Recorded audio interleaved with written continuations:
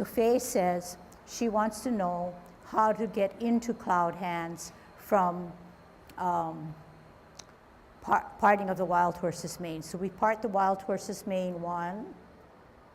We're in no rush, thinking through our movements, making sure we do everything nicely, cleanly, out on an L, no words.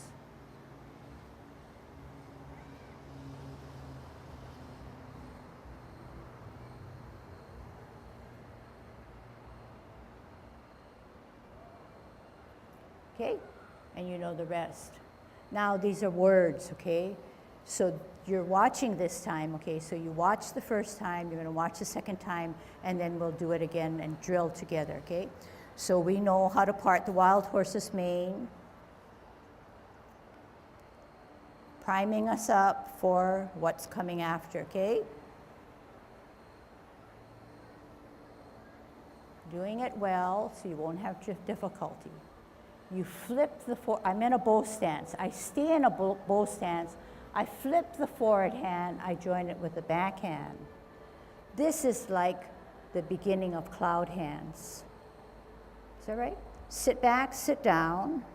When I pivot, my clock is at what? 12 o'clock. Therefore, I should have a stem and a cup. I want to get out to the 9 o'clock. How am I going to do that? Jump?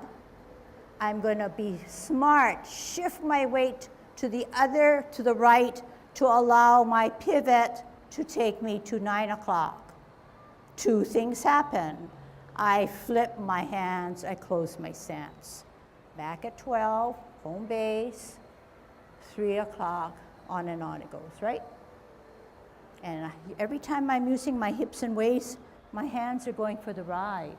If I don't use my hips and waist, my hands, my cloud of my hands do not float like a cloud. It's only when I direct it with my hips and waist. Okay, so this time we're gonna do it together, okay? So we're gonna give us a break and we're gonna do the movement before cloud hands, which is parting of the wild horse's mane. So we're on a T, left hand on the bottom, left foot ready to go. T stance, L stance, bow stance. Sit back, sit down, pivot, root down, ball and T. L stance, bow stance. Okay, listen for your directions. Flip the forward hand, join it with the back hand. You're still in a bow stance. Great. Sit back, sit down. What happens when you pivot? The body turns. You're now at what? 12 o'clock.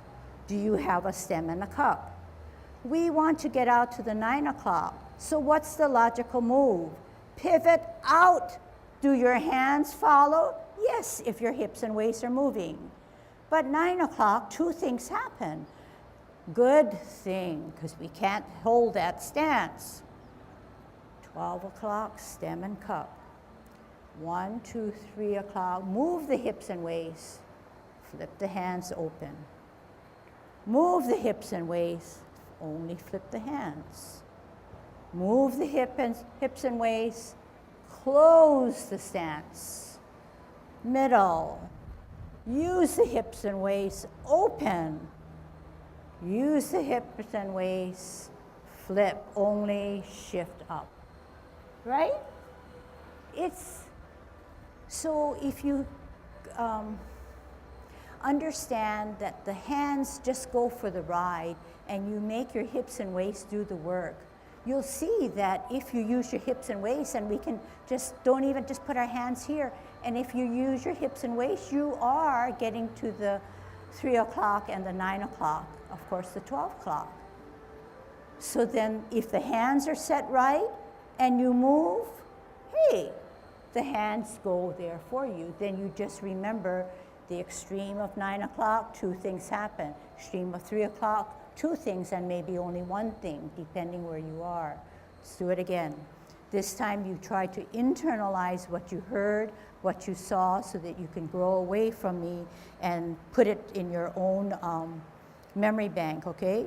We're going to part the wild horse's mane. Left foot ready to go, left hand on the bottom. Out on an L, part the wild horse's mane. Here it is. Sit back, sit down, pivot, shift, firm down on a T, out on an L, part the wild horse's mane. Flip the forward hand, join it with the backhand. Sit down, pivot. We have our clock at 12. We want to pivot out to the 9. Flip the hands, close the feet. Easy. 12 o'clock, 3 o'clock, 2 things happen, flip and open. Use your hips and waist. This time we're only flipping. 12 o'clock is our center. 3 o'clock, flip the hands, close the feet. 12 o'clock, center. 9 o'clock, 2 things happen. 3 o'clock, only 1 thing happens, up and center, golden cockerel, right? So just in this movement of cloud hands, we're not only using our hips and waist, but we're surely shifting our weight. If we don't shift our weight, we can't allow this hips and waist to swivel, and neither can we then move. But once we move and shift our weight, we're able to help our movement make it act as a whole. So every little bit of what we're doing enhances our cloud hand movement, okay? Let's do it one more time, starting from the beginning. But this is our focus. Our focus is to see that we not only do cloud hands a little better, but every time you move, can you kind of earmark or mentally take note that you are shifting your weight? And I'm positive that there will be many, many more times once you focus, okay? So you're going to focus, you're going to say, I can do Yang 10 with the sequencing, but I'm going to take note of all the times I'm shifting my weight, okay? Good Tai Chi posture.